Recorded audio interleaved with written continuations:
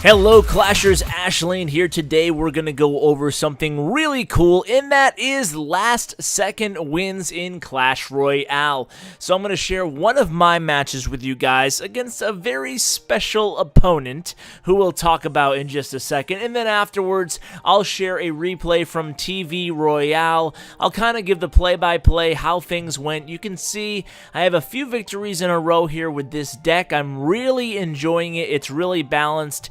And, hey, give it a shot, see if it works for you. So Trainer Tim is actually Supercell Tim, but don't tell anybody. He's actually the community moderator or a manager. I don't know what the official title is, but he is the man, and he certainly is the one who posts a lot of him along with Steve, makes a lot of the posts on the forums about the upcoming changes, including the big update coming next week, I think, maybe? We'll see. Anyway, let's get to this match here I had against Tim. So Tim has bested me a couple times in a row now, so finally I was able to just barely eke out a last-minute victory, and this guy is playing these Goblin Barrels. It's going to plague me this entire match. He's going to be dropping these Goblin Barrels. I don't have the arrows in this deck, so every single time he throws that barrel at me, I have to counter with either the minions, Spirit Goblins, Archers, or Wizard. So anyway, here I'm going to try to turn this defensive into a small offensive, and it's actually pretty successful. The Wizard gets a few hits on that tower. I'm feeling pretty good about this start at this point. Now he's coming at me with a Wizard and a Baby Dragon and some Spirit Goblins. I have no choice in my mind other than to drop a lightning spell at that point. 6 elixir, pretty costly. I gave him a frown there, but I had nothing else to contend with that rush there. Certainly a fireball would have also done the trick for 2 less elixir, but I don't have a fireball in this deck. So at this point, it's just kind of a waiting game for the elixir. He's going to send a hog at me. I'm going to go ahead and counter that with a tombstone. Then I have to drop the archers to combat the goblin barrel. I know he's low at elixir at this point. He has nothing but the skeletons. He uses the skeletons, but it's not going to be quite enough. Or is it going to be enough? It is. The tower's still standing right there, and look at this. He has spear goblins and goblins as well as that baby dragon handy. He uses the baby dragon, a smart decision there. Now what is he going to do? He has the hog, he has spear, and he has the regular goblins along with the wizard. I am full on elixir. I'm going to drop a wizard of my own way in the corner there. I'm going to start mounting an attack against that left tower because I figure I can certainly lightning that right tower if I need to. So I use that first lightning spell. I have 40 seconds left at that point. So I use the lightning spell to take out his wizard and hit that left tower.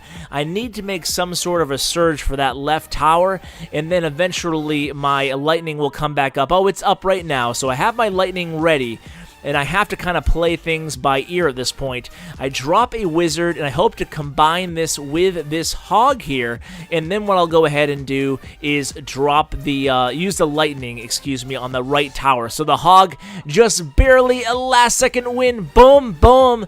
Both the towers down. I'm able to preserve a little bit of health on my left tower there.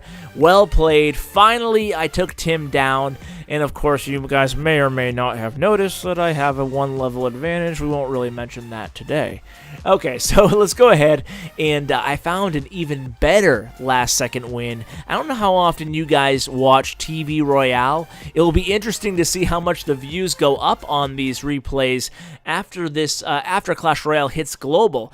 But I found a really cool match. We're gonna call it Blue versus Red because I'm not sure I can pronounce either of these names with justice. So Red team versus Blue team. Red's on top, Blue's on bottom. Let's go ahead and break this one down. Crazy last-second victory here. Won't tell you by who. We'll just wait till the end to see. So, something to notice on the red team here is that he has a Golem in his deck, and I haven't brought a ton of Golem gameplay to you guys. I know I did a Go-Ho-Wee video for Clash Royale, which was a lot of fun, but look at how the red guy plays his Golems. He actually places them right near that meridian, right near that center line on the map. That's very interesting strategy because what I was kind of doing is putting him way behind my King Tower giving my elixir plenty of time to go ahead and recharge, and then I can build an army behind him. But what that also does is it gives that golem a long way to traverse, and it allows your opponent to pre-plan for the golem for a good long while. In fact, so long that they're still able to mount an attack on the opposite tower oftentimes. But what this player does is he puts his golems, and he's going to do it maybe 4 or 5 times in this match. He puts the golems, like I said, right on the equator of the map. It's an interesting strategy, and the golem, even if distracted, unless it's an inferno tower, usually makes it to those towers. So certainly something to keep in mind. Now look at this. He's full on elixir. He drops his golem.